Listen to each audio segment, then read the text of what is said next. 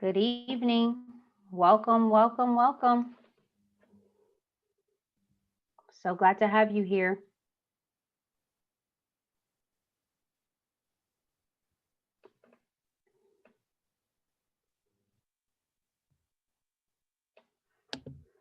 You're in the right place, part of the UC San Diego family.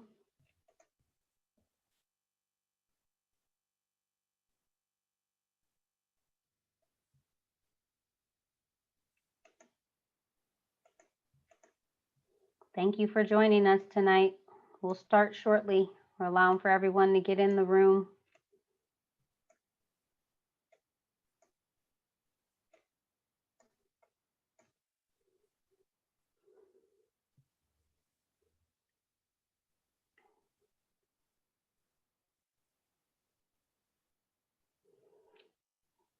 Good afternoon. You're welcome, James. It's our pleasure. I'm joined by about 20 colleagues. We're excited to be here for you.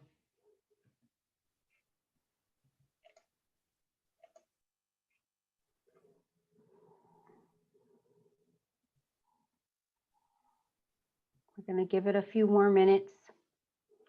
We promise that we'll have plenty of time for Q&A, and we will have a lot of questions to answer.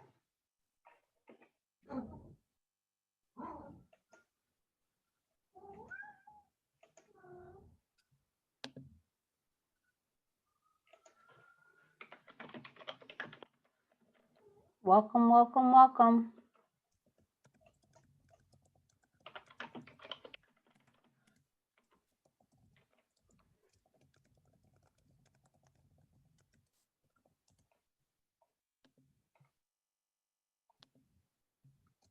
Thank you, Mike. I already have a couple raised hands. I promise you we want to get through some prepared remarks first.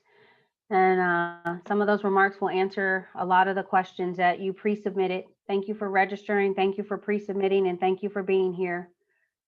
Going to give it one more minute. It looks like our registration numbers are starting to slow down, so we might be able to start soon.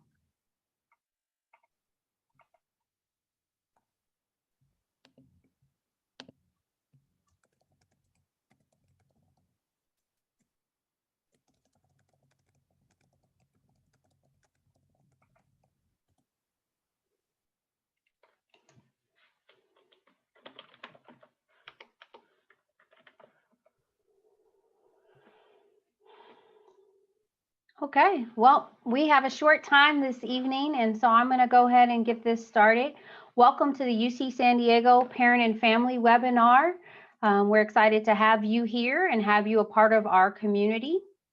Tonight's webinar hosts are Vice Chancellor Satterlin, ABC Harrelson, and ABC Broomfield. I am your moderator, Dr. Ebony Williams. I'm the Director of Virtual Experience and Peer Engagement Initiatives. Happy to be here with you today. As a part of this webinar, please note that you can use the Q&A function to ask us questions. And our agenda today is as follows. You'll get a welcome. We're going to give you some teaching and learning updates, some COVID updates, some housing updates, international parents and family updates, as well as some resources for you as parents and families of our UC San Diego community. And we plan to hold 20 to 30 minutes of time to answer your questions live if we don't answer some of your pre-submitted questions in our remarks. Again, thank you for having us here today, being with us tonight. And with that, I'm going to hand it over to our Vice Chancellor Satterlin. Thank you so much, Dr. Williams, and thanks to all of our parents and families for being with us. We really appreciate your time. So we just wanted to quickly offer some overview of the work we've been doing with what we lovingly call Return to Learn. So I was going to say next slide. Thank you so much. So just briefly, we're very fortunate that our fall 2020 quarter has been successful thus far. We're very fortunate with the exceptional behavior of our students as it relates to masking, physical distancing, regular testing, also really taking care of one another as it relates to no gatherings and making sure that their activities keep a public health and well-being of others in mind, that our positivity rate reflects this. 0.2% is our average positivity rate, meaning of the number of tests that we see, which are thousands upon thousands, only 0.2% on average have been positive. When we compare this to our San Diego County region, which has averaged until recently about a 3% positivity rate. I'll talk a little bit about that in a moment, but I did want to share that flu season is here and flu shots are available to all students. And we ask that you encourage your loved ones to make sure that they also have their flu shot. And as I mentioned briefly, as you know, around the country and certainly around the world, but especially in the United States and in California and now in our region, COVID-19 positive cases are on the rise. And recently, just 2 days ago, the governor of California issued new guidance as it relates to individual behaviors, families, businesses, residents, and certainly institutions of higher education. In response to the governor's guidance, we'll be moving the majority of our in-person learning to remote or to outdoor learning that is available in our tents or our teaching pavilions outside. But you will receive, if you haven't already, notice from your loved ones and your students about this particular governor's announcement and the change that requires us to move to a majority of remote learning.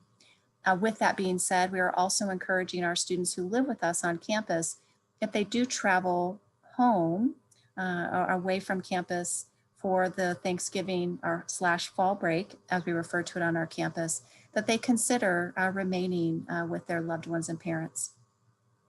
Oh, thank you. Next slide. With that in mind, here's some specificity around fall break. Again, that's next week, November 26th through the 29th.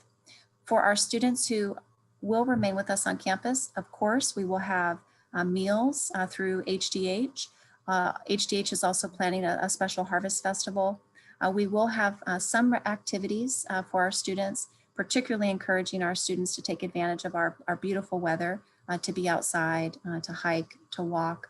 Again, our emergency health services will be available.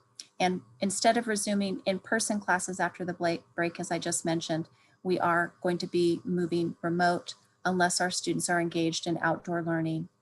And we are encouraging, as I mentioned earlier, our students to consider to remain home if they travel for the fall break. And my colleague, Janice Everson, will speak to some of the specificity around credits for housing that will be available to our students who do in fact take us up on that option. Next slide, please.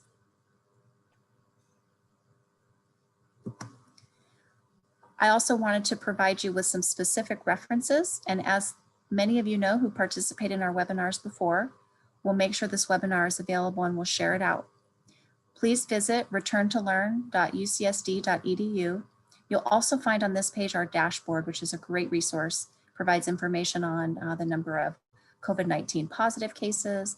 It tells you quite a bit about our policies and procedures as it relates to the current environment. You'll find information and resources for your students, also available through this great article that outlines what our students are up to during fall 2020 remote learning. So you'll see the link here, a slice of student life. And then we also would recommend that you subscribe to This Week at UC San Diego. This particular newsletter is really a fantastic resource. And I do believe our colleagues that provide leadership to the parent and family programs will be speaking to additional resources that are available to you. But these three that I've highlighted are campus-wide resources that speak to a number of things that you might be interested in, particularly at this point in time. So with that in mind, I'd like to turn this over now to my wonderful colleague, Carlos Jensen, our Associate Vice Chancellor for Educational Innovation, who will speak to some of those outdoor pavilions, teaching tents that I've referenced earlier as we move to primarily remote learning. Thank you. Thank you. Can we get the next slide, please? It's my pleasure to give you all a short update on kind of how things have been going in the fall and what plans we have for the winter term. This term, about 5% of sections were in person. 17% of undergraduate students were taking one or more classes. And as you can see here on the right, quite a broad distribution of majors where students were taking in-person classes. This was made possible by an extensive monitoring and response network. We, through fall term, did not detect any viral activity tied to instruction. There were students who became ill over the term, but not tied to what they were doing in the classroom. The feedback from students who attended in-person classes has been overwhelmingly positive. I think remote learning is working, and we're figuring out how to make it work. But for a lot of students, that face-to-face interaction, that ability to interact with students and instructors is very, very valuable. As always, remote learning has been kind of a staple of this crisis, and every major and every program we've been able to support students doing full remote learning. As the chart at the bottom here shows, about 2/3 of our students have been fully remote during this fall term. 1/3 of students have either been taking classes in person or engaged in research or been living on campus and doing so very safely. Next. As Vice Chancellor Settlin alluded to in her opening remarks, we're facing this transition here at the end of term. The county has given us until the end of this week to discontinue indoors, in-person instruction. This is not kind of a symptom of anything that's been going on at UC San Diego. Everything we see is that it's been very, very safe, but we live in a community that is experiencing a dramatic surge in viral activity, and we have to do our part to help that community as well. We will be shifting some of our classes to the outdoor teaching pavilions, and you can see some images of these here. That will be communicated to you by your instructor if your class is doing that. Those decisions will be made probably sometime tomorrow, which classes get a spot and which will choose to go all remote. Some of the in-person classes had already chosen to go remote after Thanksgiving, factoring in the fact that a lot of students were planning on traveling and not rejoining. For winter and spring, we currently don't have any indication that things will change dramatically. We will need to continue with the kind of precautions that we've had: social distancing, masking, increased sanitation. The outdoor teaching spaces will add additional flexibility, and we encourage and expect quite a number of classes to take advantage of the outdoor teaching. San Diego is very much blessed in terms of climate, and it's one of the few places in the country where we can safely do outdoor teaching. Before this latest notice from the county and the governor, we were expecting about 10% of classes to be in person for winter. We will see how programs choose to respond and what they choose to do. And as always, we will continue to support remote learning for all. Thank you.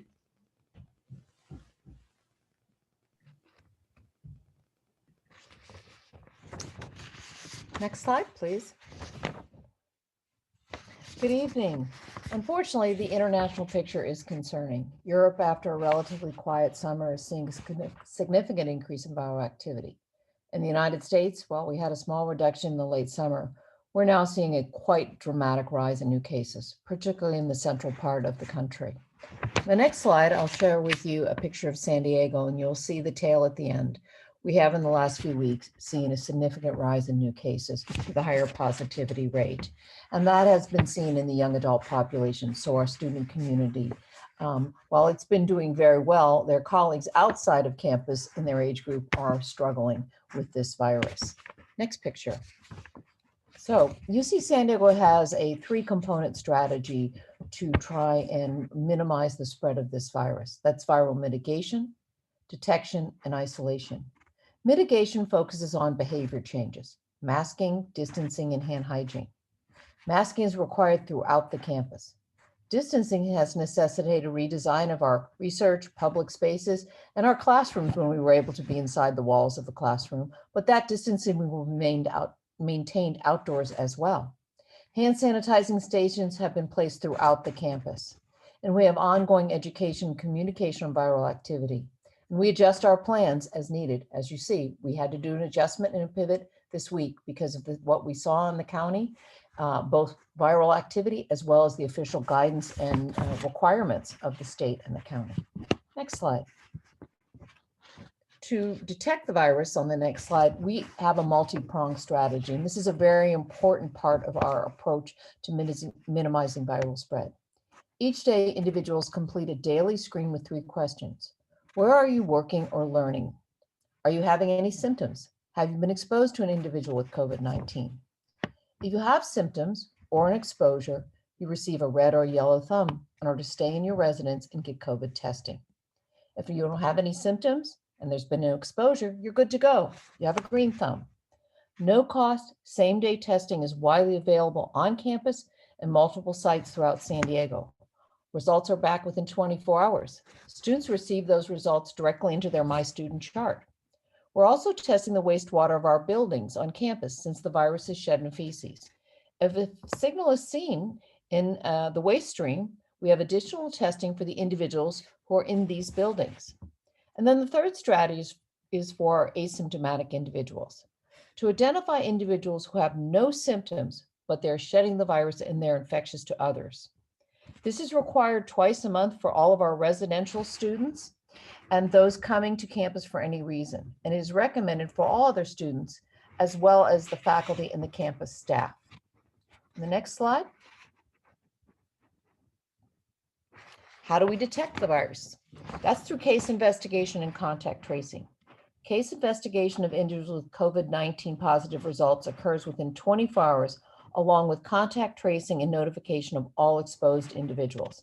Students who are positive or exposed are relocated to dedicated isolation quarantine housing on campus with medical, mental, nutritional, and academic support. This is offered to the students living on campus as well as those living off campus. Next slide. For the fall and winter breaks, we are reminding students to comply with preventative measures and take advantage of COVID testing, particularly before returning home. We're also making the testing that is required for some travel available to our students through Student Health Services. When students return, they will need to sequester for those who choose to return to campus after break. In sequestration, they need to mask and distance for 14 days within their residential units if they're living on campus, with the exception of their personal bedroom and the shower. They also undergo additional COVID-19 testing on arrival more frequently. They will be tested on arrival, day 5 and day 10. I'm now going to hand over to my colleague, Janice Severson, who will give you more details on our housing plan. Good evening, everybody. I'm Janice Severson with Housing. It's nice to see you here tonight. I'd like to share tonight some updates regarding fall break and winter break as well as winter quarter. So for our students that are living with us on campus right now, they have a few options available relative to the upcoming fall break that starts next Thursday. The first one is to stay on campus. Our students are welcome to stay on campus. As VC Satterlund shared, we will have a dining location open, we will have a market open, and that includes on the holidays. So students are welcome to stay. Should they remain on campus but leave for a meal or other recreational activity, for example, if you live in San Diego and you're going home for Thanksgiving dinner and you are unmasked and coming back to campus, you will need to sequester upon coming back, resuming wearing a face covering within your residential unit with additional testing, as Dr. Sosha just referred to. Next slide. Another option is choosing to go home and then remaining at home for the remainder of fall quarter, coming back in January for winter quarter. Students who choose this option will receive a room credit on their housing account that'll be applied towards their winter housing charges. In order to receive this credit and take this option, we do need you to let us know by November 20th, which is already this Friday. And in order to do that, your student just needs to go into their housing portal and indicate that, fill out the form that's about returning home and moving process, and indicate the day that they'll be leaving, the day that they'll be returning in January. I noticed earlier in the questions there was a comment about the exact amounts, and our staff have already posted in the Q&A the exact amounts of the credits. It depends on where your student is currently assigned. So that answer is there for you. Students, of course, are encouraged to test before visiting home. And next slide, please. So option number 3 is heading home and then returning back to campus for the remainder of fall break. In this instance as well, students need to do the same thing of going to the housing portal, checking in, indicating what day they'll be leaving, what day they'll be coming back, and that will notify the appropriate folks to understand that they'll be off campus temporarily. When they come back to campus, they'll need to sequester, wear the face covering inside their residential unit, and also participate in additional testing, as was mentioned earlier. And again, in this case, we certainly want students to get a test taken before visiting their loved ones. Next slide. So before I go any further into winter quarter, this is so fresh that it's not even on the slide. As of this morning, all students were living on campus were notified that we will not be going to double occupancy in housing for winter quarter. So we will remain at single occupancy through winter quarter. And that means that we do have some space available. So we will continue to proceed with opening our wait list. It's open right now. Students who are interested are eligible to apply through the waitlist portal. We do have limited availability of space though. And so we have a priority system that involves getting priority for students with housing insecurity, excuse me, students that are taking in-person classes on campus, and students with scholarships that may require or offer them to have on-campus housing as a condition of their scholarship. And for any students that do not fall into those categories, we'll have a randomized lottery system for any spaces that are remaining. And of course, offering our priority to first and second year students, including transfer students. Students who apply by November 30th will have a preference, and that's going to allow us to start the room assignment process. So again, I just want to restate that we will not be going to double occupancy for winter quarter. It's something that we'll consider again for spring quarter, depending on circumstances. And rates will remain the same as they are fall quarter. Anyone is living in undergraduate housing is paying a double rate, regardless of your room assignment. Thank you very much. And I'm going to hand off to Dulce.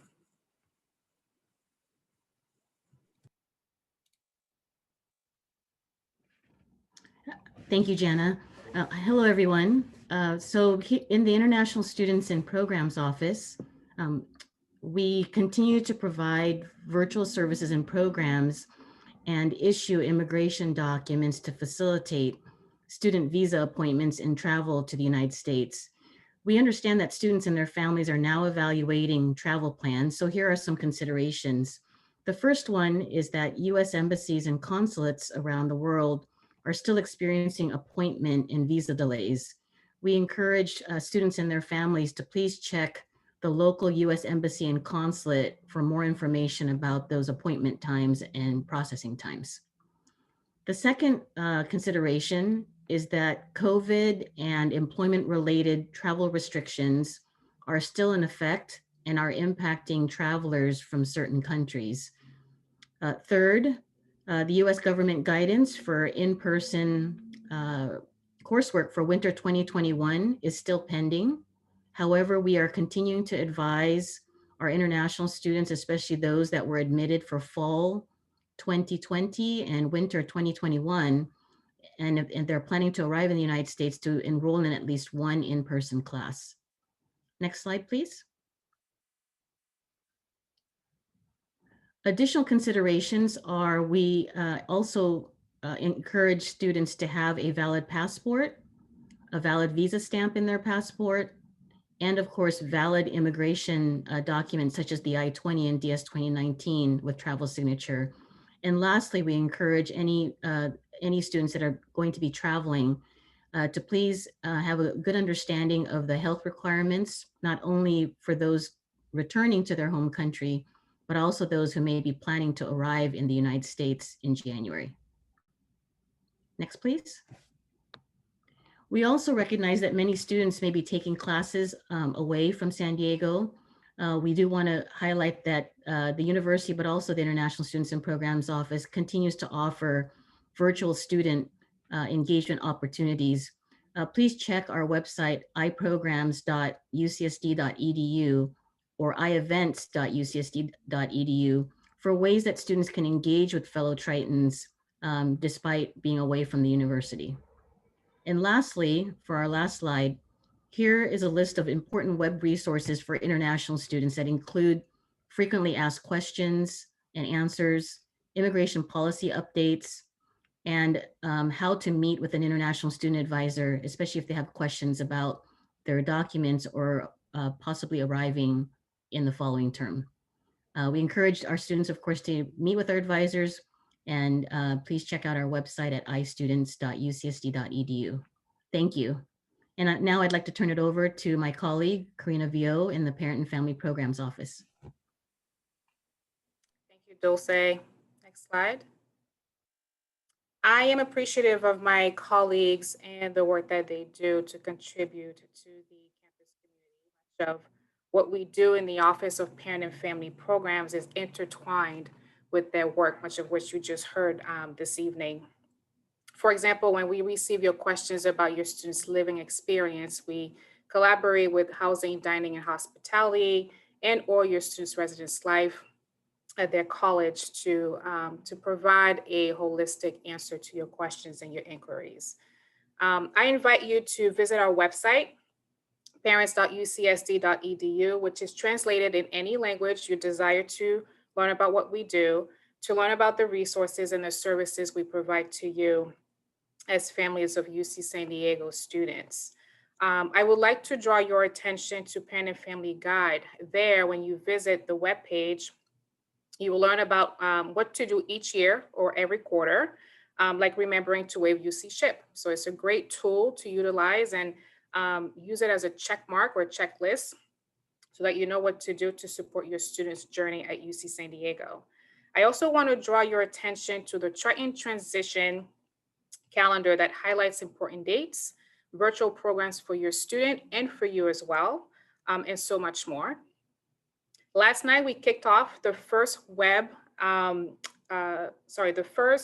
series of the Triton Family web series with 485 registrants. And we had nearly 300 of you join us for the first kickoff. And so look out for your email for more information on the next two Triton Family web series that we have in December and for the rest of the year.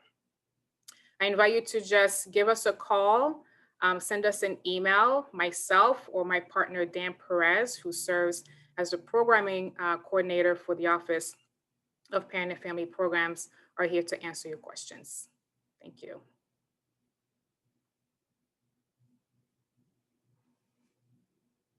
Well. Thank you all for all of your great information. I think we answered a lot of our pre-submitted questions, but we have received a lot of questions and continue to receive questions. So we're going to move into our Q&A. So I'd like to invite our panelists who spoke, as well as our few additional panels, to turn on their cameras. And I will stop screen sharing for us to get into the fun Q&A of this all. And just so you have a quick hint at some of the individuals who will be joining. We have everyone you heard from, our AVCs, the Dean of Undergraduate Education, the Dean from Student Affairs, and I've already introduced myself. So With that, I'm going to stop sharing and let's get to some of these questions. I think one question that I think would be really helpful to hear out loud is, Jenna, I'm going to come to you first because housing's been huge, is about, you said you shared that we no longer will go to doubles, but we have a couple questions about changing your rooms. I don't currently live in my current college, or I'd like a double because I'd like to live with someone. What are my options? Sure thing. That's a great question. We definitely will be doing our best to assign students to as close to their college, if not at their college, as possible. So anyone who's moving in. Students are able to request a change, and they can do that either by talking with housing or by talking with their residence life office. We can't guarantee those changes because we're not at full capacity. We can't guarantee that we would have the space exactly available in the place where you might be looking for it. Thank you so much. Carlos, I think this is coming to you, but I also will tap the other faculty member on the call, John. How can remote classes be accessed globally? And what type of resources are we doing to support our students that are around the globe? Yeah, so the technology that we use allows for access from just about anywhere. Most faculty are supporting asynchronous learning. There are some classes where that's not an option, and those faculty should have communicated that and continue to communicate that clearly to students who sign up. We have students all over the world, and we're trying our best to make sure that everyone has an opportunity to participate. So things like tutoring and supplemental instruction are available across a broad range of time zones, and where we can, we provide all the remote support that we can. I would also just add that many of our faculty are making their courses available synchronously as well as asynchronously. And if students have particular needs, we encourage them to get in touch with their instructor about those needs so that they could look for an appropriate accommodation. Excellent. I'm going to take one more question and then I'll look at the list. But we have both our AVCs and our Dean of Student Affairs joining us. What are some of the things we're doing to support, or how can families support their students in creating community and not feeling lonely? They're part of a huge campus and we're engaged and there's a lot of activities. How can our parents and families support their loved ones? I'll start, and then if you want to jump in, Patty, I think the biggest thing that you can encourage your students to do is to take a risk and put themselves out there. We've worked really hard as a campus to create a lot of opportunities for students to engage, to get to know one another. We do recognize and acknowledge that students are tired of Zoom and screen time, and that most of our opportunities are that, but there also have been limited in-person recreation classes. There have been grab and go workshops that our RAs have been doing for students where they can pick things up and craft together. So I would say take a risk. And if you see that your student is having a hard time or struggling, you can always reach out to their Dean of Student Affairs. Their college is here to support them. And, we also can work with students one-on-one to figure out what they like and what they're interested in, and to help to facilitate some of those connections. Yeah, I would just add that in addition to the wonderful services in the colleges, we also have over 500 active student organizations. And we have a virtual student union that I encourage all our students to check out, sort of a one-stop shop for finding out what's happening on campus.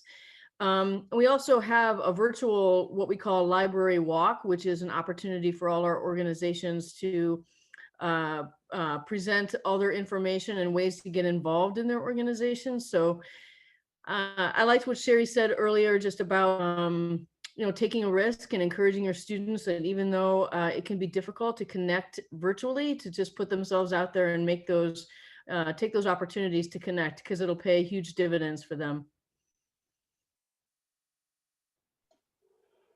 ABC Maruth, is there anything you'd like to add to that question?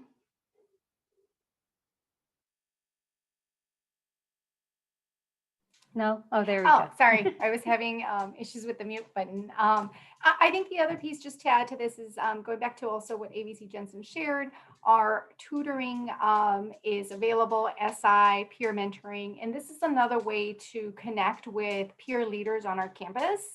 And so if students are finding or having a difficult time connecting in all of these virtual spaces, they can also turn to their peer leaders. Also, the RAs are a great resource for students. And we continue to provide not only that community building piece, but also the academic support in a variety of ways, from tutoring, supplemental instruction, to also research opportunities that are ongoing and have been thriving during this remote environment. Thank you all. We have a lot of questions about people going home or coming back. I think we answered that, but just to summarize what you heard is your student has several options. If they're going to stay on campus, we'd love for them to stay on campus and practice the behaviors that we've shared with masking and social distancing. And we have creative staff creating programming to support whatever they'd like to do to be in community, but safely in community. You've been told if they go home, we're asking if they wear masks when they're home, if they're planning to come back to campus. And then they have the option to go home and stay home and get a credit on the books for when they return to our campus. So that question keeps coming up. I just wanted to share that. But Vice Chancellor Satterlin, I'd like to ask, and anyone else may be able to support this. Someone asked about, what about taking a break? So would you suggest someone taking winter quarter and staying home, or taking a gap quarter or a gap year and supporting their loved one with the COVID situation?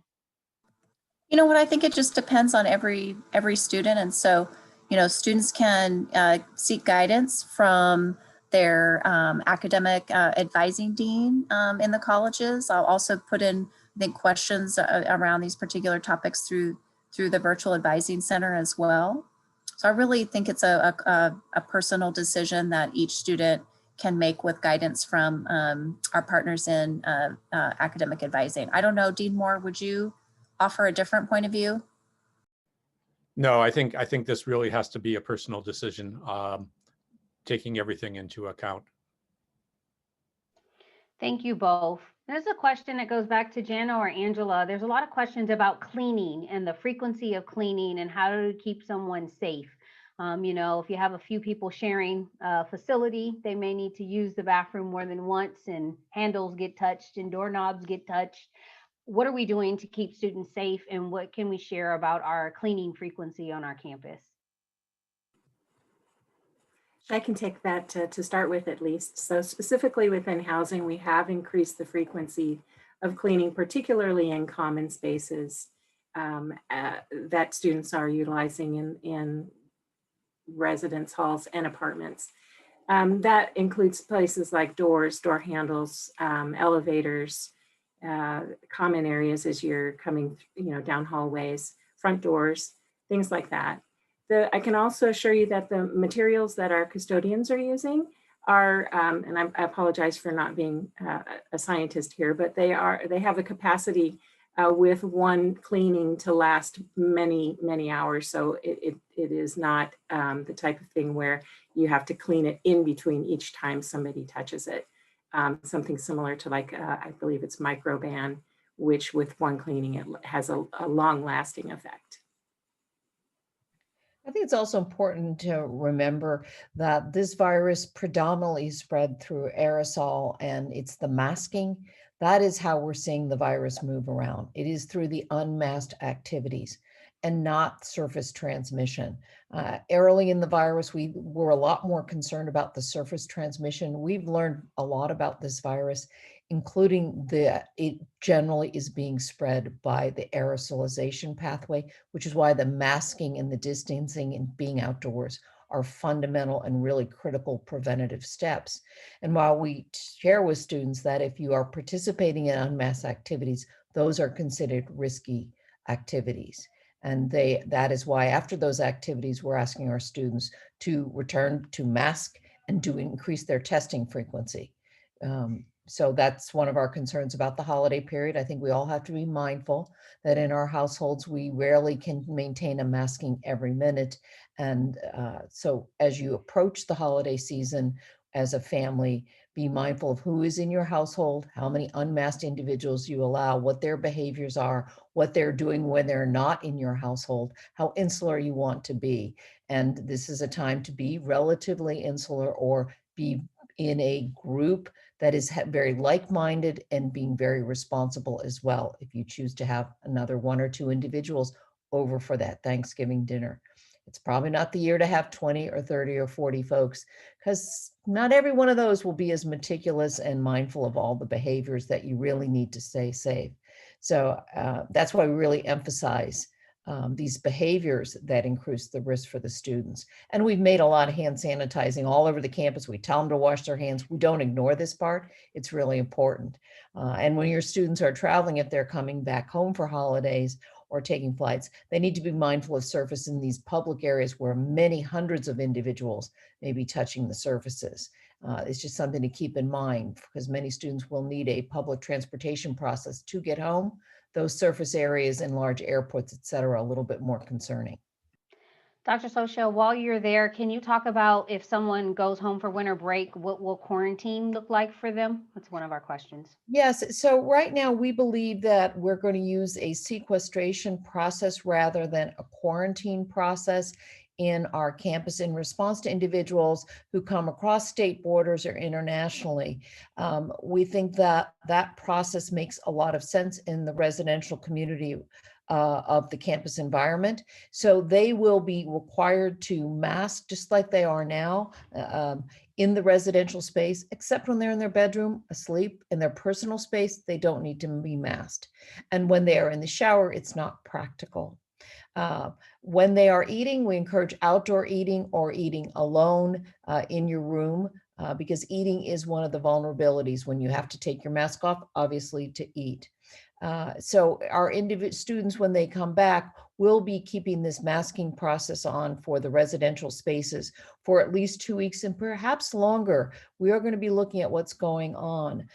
Some of you may know that we were able to have a period for the last few weeks in which our students within their residential units, only their residential units, where they're the only occupants, were allowed to take off their masks. Unfortunately, because of what we've seen rising in the country in San Diego, we took a step and said, put the mask back on, guys. It's just a little too risky.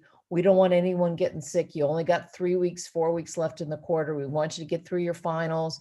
We want you, if you're going home, to go home safely. So we decided to take a conservative step and say, put your masks on, not because we were having problems in the suites, but we just needed that extra layer of safety. Our approach has been safety first. That's where, and our students have been wonderful. They've done a great job. Thank you so much, Dr. Sosha. I've enjoyed all the expertise we've had on our campus, which has allowed for us to be safe. Jenna, there's a question about, is there a penalty if my student chooses to go home and not come back?